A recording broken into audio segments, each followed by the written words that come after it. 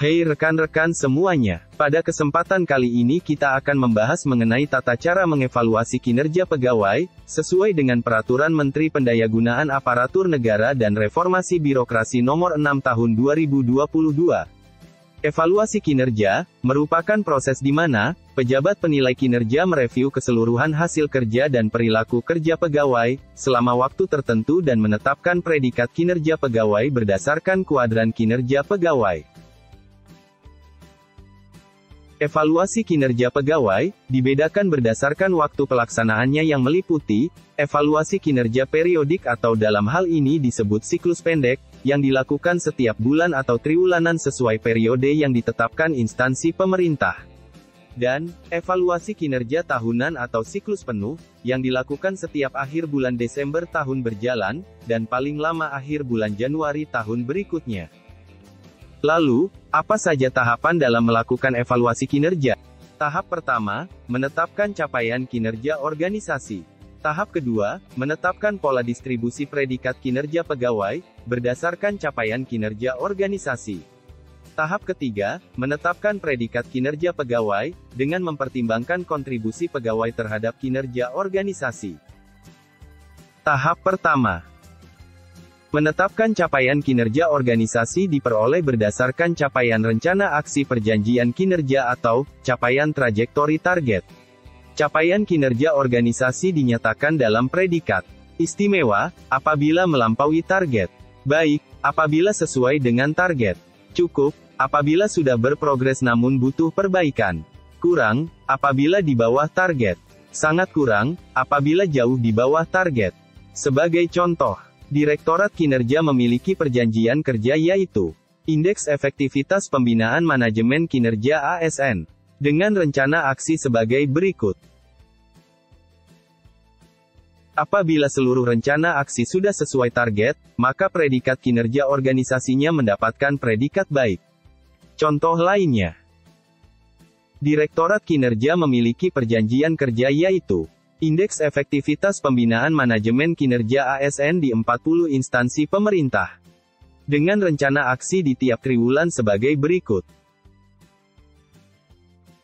Apabila seluruh rencana aksi di tiap triwulan melebihi targetnya, maka capaian kinerja organisasi mendapatkan predikat istimewa. Tahap kedua. Setelah di tahap 1 kita telah menentukan capaian organisasi, di tahap kedua ini, kita menetapkan pola distribusi predikat kinerja pegawai, berdasarkan capaian kinerja organisasi. Berdasarkan predikat capaian kinerja organisasi, dapat ditentukan pola distribusi kinerja pegawai yang akan digunakan sebagai pertimbangan pejabat penilai kinerja dalam menentukan predikat kinerja pegawai. Berikut adalah panduan pola distribusi predikat kinerja pegawai. Contoh panduan pola distribusi predikat kinerja pegawai dengan capaian kinerja organisasi istimewa. Apabila capaian kinerja unit organisasi sangat baik, maka idealnya sebagian besar pegawai predikat kinerjanya sangat baik, dengan tidak menutup kemungkinan terdapat pegawai yang predikat kinerjanya baik, butuh perbaikan, kurang, dan atau sangat kurang. Contoh panduan pola distribusi predikat kinerja pegawai, dengan capaian kinerja organisasi baik. Apabila capaian kinerja unit organisasinya baik, maka idealnya sebagian besar pegawai predikat kinerjanya baik, dengan tidak menutup kemungkinan terdapat pegawai yang predikat kinerjanya sangat baik, butuh perbaikan, kurang, dan atau sangat kurang. Contoh panduan pola distribusi predikat kinerja pegawai dengan capaian kinerja organisasi butuh perbaikan.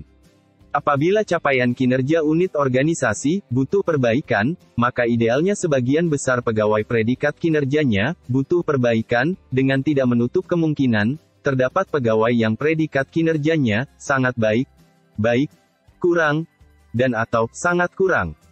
Contoh panduan pola distribusi predikat kinerja pegawai dengan capaian kinerja organisasi kurang. Apabila capaian kinerja unit organisasi kurang, maka idealnya sebagian besar pegawai predikat kinerjanya kurang, dengan tidak menutup kemungkinan terdapat pegawai yang predikat kinerjanya sangat baik, baik, butuh perbaikan, dan atau sangat kurang. Contoh panduan pola distribusi predikat kinerja pegawai, dengan capaian kinerja organisasi sangat kurang. Apabila capaian kinerja unit organisasi sangat kurang, maka idealnya sebagian besar pegawai predikat kinerjanya sangat kurang, dengan tidak menutup kemungkinan terdapat pegawai yang predikat kinerjanya sangat baik, butuh perbaikan, dan atau kurang. Contoh kasus. Telah ditetapkan pola distribusi sebagai berikut.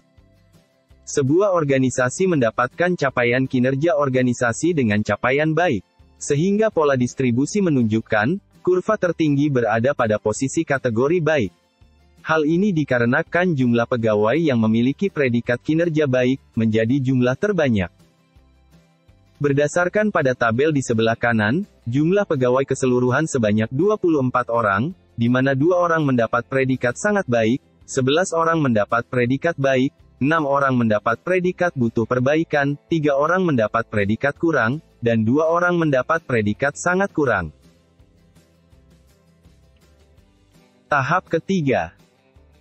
Menetapkan predikat kinerja pegawai, dengan mempertimbangkan kontribusi pegawai terhadap kinerja organisasi, dengan menggunakan kuadran kinerja pegawai. Kuadran kinerja pegawai, terdiri atas rating hasil kerja pada sumbu Y, dan rating perilaku kerja pada sumbu X. Rating hasil kerja, didapat dari pejabat penilai kinerja melihat kembali realisasi progres dan atau realisasi akhir beserta data dukungnya yang relevan untuk setiap rencana hasil kerja. Lalu pejabat penilai kinerja mempertimbangkan seluruh umpan balik, yang diterima pegawai beserta data dukungnya yang relevan atas hasil kerja pegawai. Pejabat penilai kinerja menetapkan rating hasil kerja periodik pegawai dalam kategori di atas ekspektasi, sesuai ekspektasi, atau di bawah ekspektasi. Dalam menetapkan rating hasil kerja, pejabat penilai kinerja juga memperhatikan pola distribusi predikat kinerja pegawai berdasarkan capaian kinerja organisasi periodik dan membandingkan hasil kerja antar pegawai berdasarkan kontribusi pegawai terhadap kinerja organisasi. Kemudian untuk menetapkan rating perilaku kerja pegawai, pejabat penilai kinerja mempertimbangkan seluruh umpan balik yang diterima pegawai, beserta data dukungnya yang relevan atas perilaku kerja pegawai. Lalu pejabat penilai kinerja menetapkan rating perilaku kerja pegawai dalam kategori di atas ekspektasi, sesuai ekspektasi, atau di bawah ekspektasi. Dalam menetapkan rating perilaku kerja, pejabat penilai kinerja juga memperhatikan pola distribusi predikat kinerja pegawai berdasarkan capaian kinerja organisasi dan membandingkan perilaku kerja antar pegawai. Kesimpulannya, untuk siklus pendek atau periodik, tahapan pertama kita menentukan capaian organisasi berdasarkan capaian rencana aksi perjanjian kinerja, atau capaian trajektori target. Tahap kedua, menetapkan pola distribusi pegawai, berdasarkan capaian kinerja organisasi. Tahap ketiga, menetapkan predikat kinerja pegawai, berdasarkan hasil kerja dan perilaku kerja pegawai dengan mempertimbangkan kontribusi pegawai terhadap capaian kinerja organisasi. Untuk siklus penuh atau tahunan, hampir sama dengan siklus pendek atau periodik, yang membedakannya, yaitu, untuk siklus penuh atau tahunan, tahap pertama, menetapkan predikat kinerja tahunan pegawai, dan diperoleh berdasarkan capaian IQ, dan ekspektasi pimpinan, serta indeks reformasi birokrasi. Untuk lebih jelasnya, coba perhatikan contoh berikut. Diketahui, hasil kinerja pegawai sebagai berikut. Telah ditetapkan capaian organisasi dengan kategori baik, karena seluruh kegiatan rencana aksi sudah sesuai dengan target di perjanjian kerja. Dan ditetapkan pola distribusi sebagai berikut, sesuai dengan predikat kinerja pegawainya. Kemudian, rating hasil kerja ditentukan dengan kategori sesuai ekspektasi, karena sebagian besar atau seluruh hasil kerja sudah sesuai ekspektasi, dan hanya sebagian kecil hasil kerja utama yang di bawah ekspektasi. Dan umpan balik yang diberikan atas hasil kerja pegawai sebagian menunjukkan respon positif. Dan untuk rating perilaku kerja, mendapatkan kategori di atas ekspektasi, karena pegawai secara konsisten menjalankan nilai dasar ASN untuk diri sendiri, dan menjadi penjaga penerapan nilai dasar ASN di dalam atau di luar unit kerjanya. Maka ditetapkan pegawai mendapatkan predikat kategori baik. Kok bisa, predikat kinerja pegawainya baik?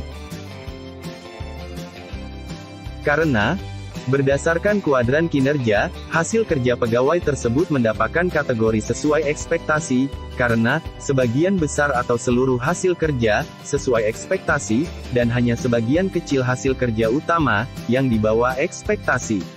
Dan umpan balik yang diberikan atas hasil kerja pegawai, sebagian menunjukkan respon positif. Lalu, perilaku kerja pegawai tersebut mendapatkan kategori di atas ekspektasi, karena, pegawai secara konsisten menjalankan nilai dasar ASN untuk diri sendiri dan menjadi penjaga penerapan nilai dasar ASN di dalam atau di luar unit kerjanya. Maka, sesuai dengan kuadran kinerja dapat ditetapkan bahwa predikat kinerja pegawainya adalah baik.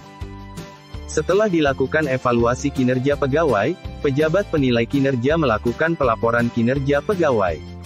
Pelaporan kinerja pegawai dilakukan dalam bentuk dokumen evaluasi kinerja pegawai seperti ini, yang dilampiri dengan SKP dan hasil evaluasi kinerja.